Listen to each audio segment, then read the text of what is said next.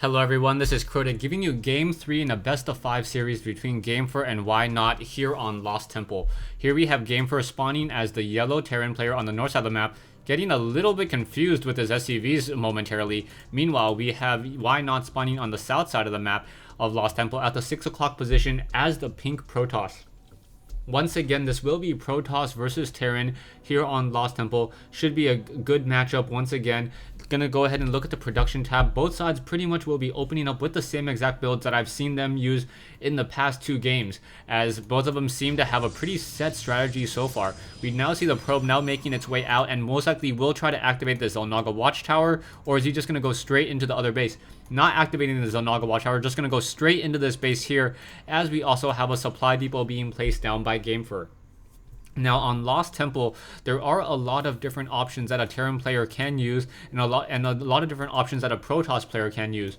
One of the things that I have not seen most recently since the patch is the use of Void Rays.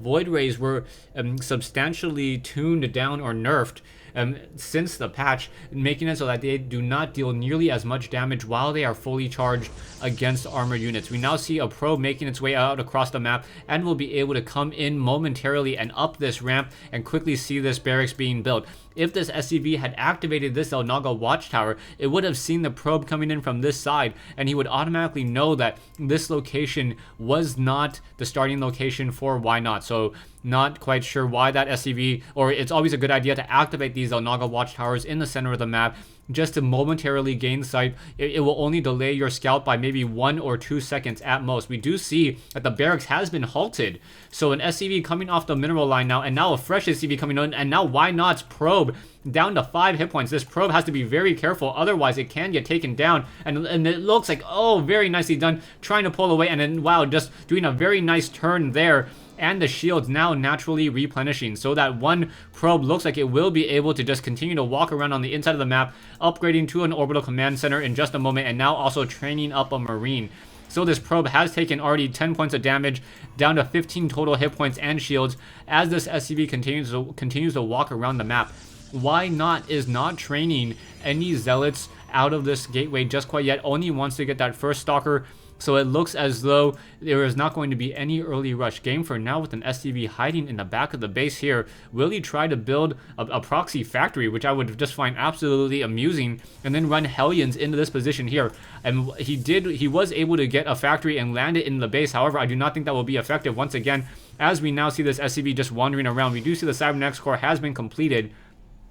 A Cybernetics core only take 50 units of time to build, and now that stalker will be underway and now make its way out. We do see now a pylon being built here, and now a factory being built here as well. So this is a kind of a funny situation where both players are trying to hide some tech, and now Gamfvr now building a factory here and not doing anything. So most likely what I think Gamfvr was trying to do was build a factory here and then lift it off into perhaps this location, or even if he built the factory here and then lifted it off here and then moved out with those Hellions would have been very effective. We do see a Stargate though, so why not now getting a Stargate in order to just prove me wrong, and perhaps we will see some Void Rays. The Phoenixes also got the Phoenixes were also fixed in the most recent patch, so if a unit that they are trying to graviton beam is destroyed, they now break that channeling ability. We do see one SCV temporarily activating this Xel'Naga Watchtower and now going after this probe. Probe will take some damage as it tries to pull back, and now a stalker friend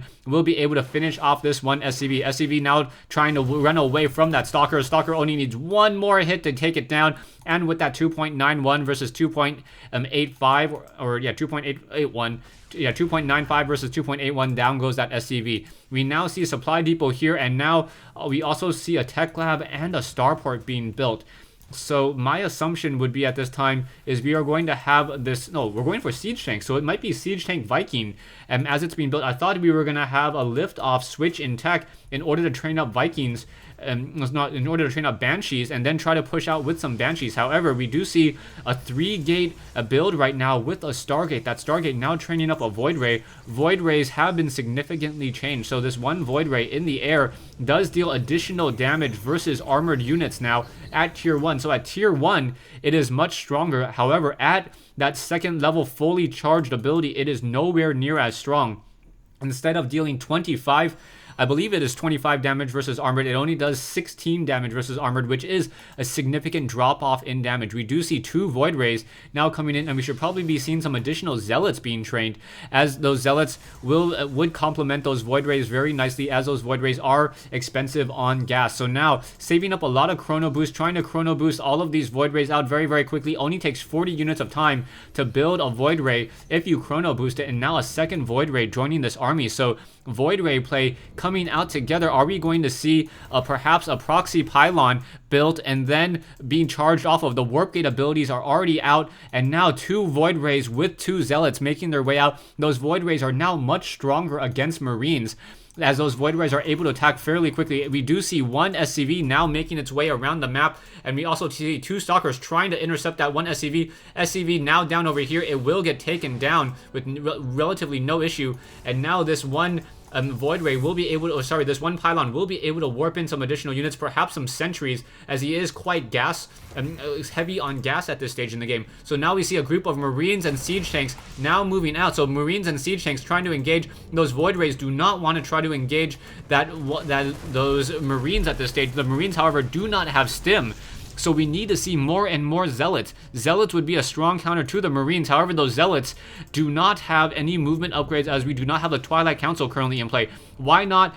I do not understand why not is not trying to get more and more sentries into play, more Stalkers, and now we may get an elevator drop straight into the base here. Siege Tank may siege up down here, and then just elevator drop straight into this base. We do see a Void Ray here, and now a second medevac coming in, and now all of those Marines in the medevac. This is going to be a problem, as those Void Rays now just able to push out and deal a lot of damage. Range of 6 on those Void Rays against a range of 5 Marines, and now those Marines are just taking so much damage back and forth, now trying to go after some of those Siege Tanks. Siege Tanks will get taken down here, as those Void Rays are now in the air, and now these Marines will get cleaned up very, very easily. So down it goes, and this whole entire army, which was originally the same size, is now down to 450. And now with 3 Void Rays in the air and without Stim Pack being researched, this is gonna be a problem. And Gamfvr still training up medevacs instead of lifting off and trying to train up Void Rays, and that's going to be an issue. We do see an upgrade to an orbital command here, but I think why not will be able to finish the game with these 3 Void Rays. These 3 Void Rays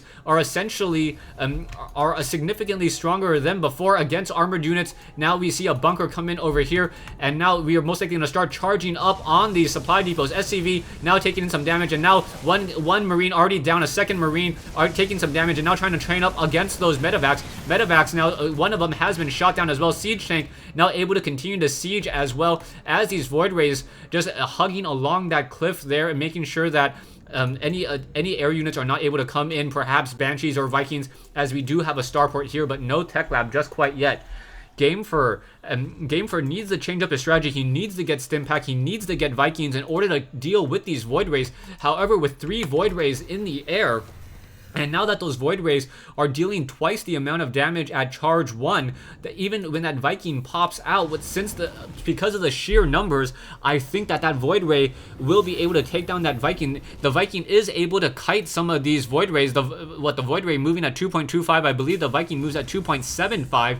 Moves at 2.75, so that Viking with a range of 9 on their Lancer torpedoes are able to just kind of shoot and scoot against those Void Rays. Void Rays would never be able to catch up because they do not have that movement upgrade. However, we now see a tech switch coming in from Ynot. So Ynot, not satisfied with only using Void Rays, now going for a Dark Shrine. So that Dark Shrine, as it's warped into play, will allow for Dark Templars to come into this base, obviously, and without a Raven anywhere, you see Gamefvr now trying to change up his strategy and trying to get more and more Vikings, which is a strong thing to do right now, and the most sensible thing to do right now. However, he will, if he just continues to just call down mules and he does not save up any energy for Dark Shrine, he will be in trouble. We do see a medevac now currently coming into play, and Marines now dropping. However, one Marine quickly will get taken down. That medevac moving at a 2.5 speed may not be able to outrun these Stalkers, and wow, this medevac down to 28 hit points. 2 more shots, 1 more shot will be able to do it, and down it goes. So an almost fully loaded medevac shot down out of the sky, losing 450 minerals in that fight. So that was a significant hurt. The army sizes were about even, but that is no longer the case, as Ynot now going for Dark Templars. Dark Templars will simply be able to walk into this position here, and as they start slashing away at these siege tanks, in order to do a scanner sweep, those siege tanks would end up start splashing damage onto themselves. There are a decent amount of Vikings in the air, 3 Vikings to try to hold off the 3 Void Rays that are currently in play. However, with more and more Dark Templars being warped in, that will change the game significantly. We do see some Zealots now once again moving out. We also have the Templar Archives. However, I do not see any High Templars, and I do not see even the research for Psystorm just quite yet. So no Amulet research, no Psystorm research, just there, just in case. We now see another SCV, or an SCV trying to fight here, and now in come the Void Rays. Void Rays quickly taking down that one SCV, and now in comes the fight. Siege tanks need to siege up. Dark Templars already coming in the fight here, and as this fight continues, in comes some force fields. However, getting force fields on top of those siege tanks, and now that is a little bit of an issue there. Those siege tanks are naturally protected right now, and now taking splash damage. However, Stalkers are able to just continue to fire and deal more damage as well. We do see a couple of Void Rays now trying to focus down one of those Vikings. The Vikings are using that shoot and scoot method in order to get some damage, and now in come some Stalkers. Stalkers will be able to shoot down the rest of these Vikings here, and it looks like Ynot will be able to take this as these Void Rays are continuing to push. Dark Templars in position. I have not seen any use of the scanner sweep. The army size is just too small from Gamfvr, even if he does have any units. 1 slash from a Dark Templar scythe, and that is GG. So 5 Dark Templars with some Void Rays and some Stalkers, changing the pace of this game completely. I really liked Ynot's play in this matchup, going for a Stargate, getting Void Rays to try to change up the game. By getting those Void Rays, he forced his opponent to not produce any Ravens and instead go for Vikings. He then macroed up a lot of Stalkers and a lot of Dark Templars, and with Stalkers and Dark Templars, the Dark Templars were not revealed because there was no energy, there was no scanner sweeps, and also hidden in the natural fight. The Stalkers were there to protect the Void Rays, as the Void Rays were vulnerable to the Vikings. However, all the Void Rays needed to do was just pull back and let the Stalkers do their work and shoot down those Vikings. Thanks for watching. Thanks for listening. I hope you guys enjoyed Game 3 in this best of 5 series between Ynot and Gamfvr.